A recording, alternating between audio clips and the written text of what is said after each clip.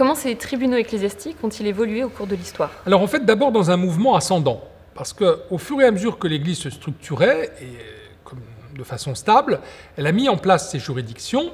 Et puis, il y a un autre mouvement, c'est l'effondrement du pouvoir étatique à certains moments de l'histoire de notre pays. Donc en fait, à des moments, notamment au moment de la féodalité où il y a une forme d'émiettement du pouvoir, l'Église apparaît comme une institution qui est la seule capable de rendre une justice relativement homogène, construite avec des textes, des références, etc. Donc jusqu'au XIe siècle, il y a une forme de montée en puissance qui fait même que c'est l'Église qui rend la justice pour l'État dans de très nombreux domaines. D'autant plus qu'à l'époque, l'Église bénéficie de ce qu'on appelle le privilège du fort, qui fait que toutes les personnes qui sont tonsurées, donc c'était un acte très simple, j'allais presque dire tout le monde pouvait être tonsuré et l'était, eh bien on relevait de la justice de l'Église. Donc l'Église avait en plus une catégorie de personnes qui lui étaient justiciables de droit propre et exclusif. Alors, évidemment, les rois de France n'ont eu de cesse que de récupérer au fur et à mesure que le pouvoir s'est unifié et qu'on a retrouvé aussi au XIIe siècle un droit romain vivant qui va irriguer, j'allais dire, la recherche juridique, n'ont eu de cesse donc de ramener à eux ce pouvoir qu'ils avaient perdu. Et puis arrive la fracture de la Révolution française. Il faudra attendre jusqu'à la fin du XIXe siècle pour que ces officialités renaissent dans les diocèses. Y a-t-il une carte des circonscriptions judiciaires? Oui, il y a une carte des circonscriptions judiciaires et une modification a été initiée en l'an 2000, mis en place effectivement le 1er septembre 2011, qui repose sur deux principes majeurs. Le premier, c'est que désormais, un tribunal est attaché à une province ecclésiastique. Une province, c'est un ensemble de diocèses réunis sous l'égide d'un archevêque.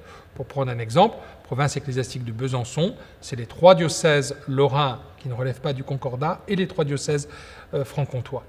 Donc, évidemment, comme il y a un principe, il y a des exceptions de deux ordres. D'abord, quelquefois, pour des raisons qui tenaient à du personnel, on a déjà dû constituer un unique tribunal pour 2 provinces ecclésiastiques. C'est le cas, par exemple, des provinces ecclésiastiques de Lille et de Reims, qui n'ont qu'un tribunal ecclésiastique.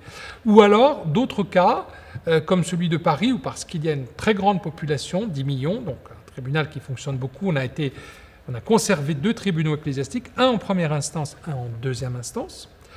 Autre exception notable, c'est que nous avons 2 diocèses qui relèvent de ce qu'on appelle le droit concordataire, donc où l'État a encore à voir. Et à cause de la spécificité du droit local, on est obligé de conserver un tribunal diocésain à Strasbourg et un à Metz. Donc, voilà le premier principe. Donc, le deuxième, c'est que jusqu'alors, les tribunaux étaient en situation d'appel mutuel. Par exemple, Besançon était l'appel de Nancy, Nancy était l'appel de Besançon. La difficulté, c'est que lorsque vous êtes à la fois celui qui attend le jugement de quelqu'un et le juge de cette personne, c'est pas bon pour la sérénité de la justice. Alors, ce qu'on a fait un système circulaire, c'est-à-dire qu'on prend 3 officialités et elles sont appellent mutuellement. Par exemple, A est l'appel de B, B est l'appel de C, C est l'appel de A. Donc il n'y a plus de lien interpersonnel, j'allais dire, ce qui garantit une plus grande liberté dans ce système dit triangulaire. Alors, bien sûr, se pose une question, c'est, bon, il y a 5 ans que ça a été mis en place, ça s'explique du fait de la pénurie de clercs, de toute façon c'est toujours le même système, pénurie de clercs, pénurie et puis aussi difficulté d'avoir des gens formés, de qualité. Alors vous voyez, tout ça finalement on a mis pendant cette semaine en place un organigramme, un mode de fonctionnement, on a déterminé des juridictions, des compétences, un personnel. Bon, maintenant cette machine mise en place, il nous faudra dans une deuxième semaine voir comment elle fonctionne.